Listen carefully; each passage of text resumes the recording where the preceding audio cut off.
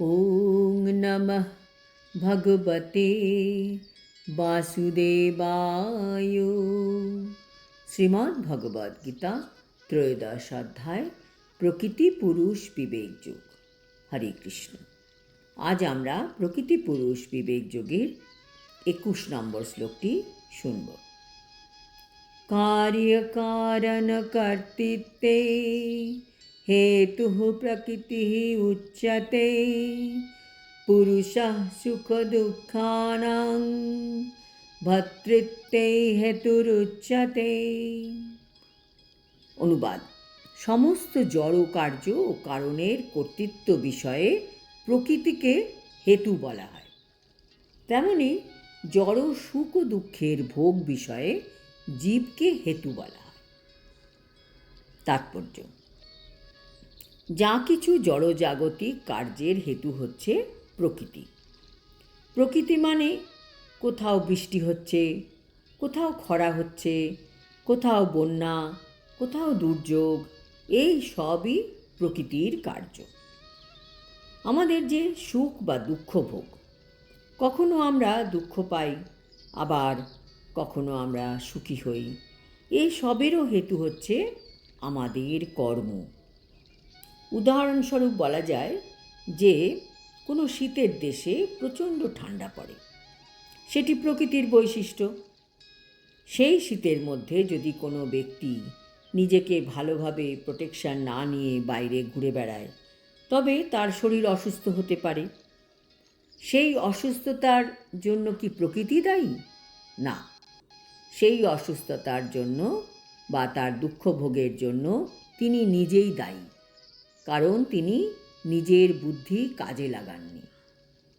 শীত বেশি পড়ার জন্য প্রকৃতি দায়ী, কিন্তু তিনি যে ভুগলেন তার জন্য তিনি নিজেই দায়ী। জীবের ভিন্ন ভিন্ন শরীর ও ইন্দ্রিয়ের প্রকাশ হয় জড় প্রকৃতির প্রভাবে। 84 লক্ষ বিভিন্ন প্রজাতির জীব আছে এবং সে সবই জড় প্রকৃতিরই সৃষ্টি। জীব তার ইন্দ্রিয় সুখভোগের বাসনা অনুসারে ভিন্ন ভিন্ন দেহ প্রাপ্ত হয়। ভিন্ন ভিন্ন দেহে তখন সে বিভিন্ন রকমের সুখ ও দুঃখ অনুভব করে। তার এই সুখ ও দুঃখের কারণ তার জড় দেহ এবং সেইগুলি তার নিজের নয়। তার স্বরূপে সে যে নিত্য আনন্দময়, সেই সম্বন্ধে কোনো সন্দেহ নেই, সেটি তার স্বাভাবিক অবস্থা।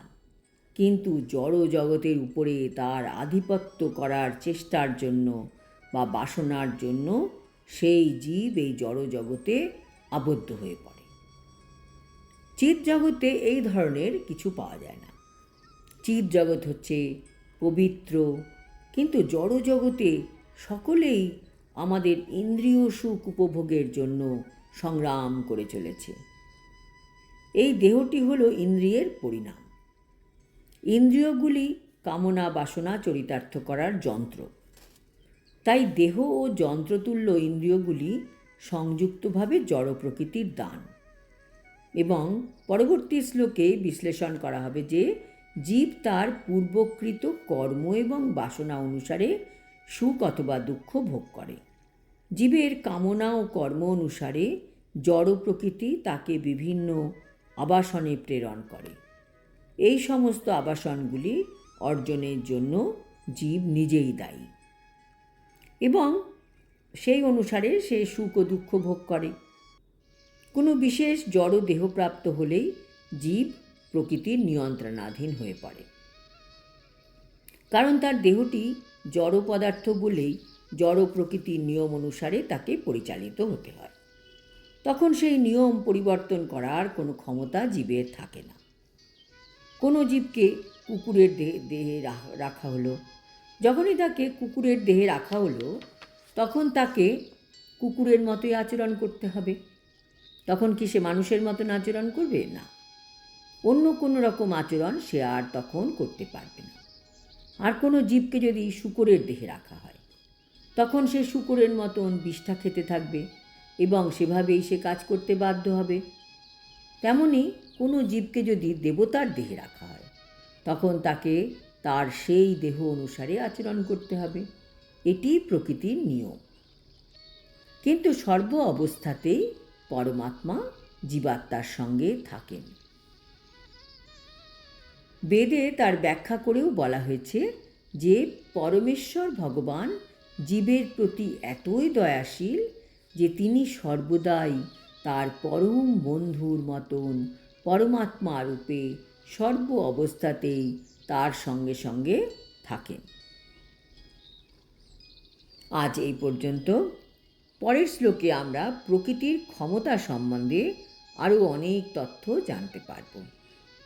হরি ওম তৎসৎ। হরে কৃষ্ণ।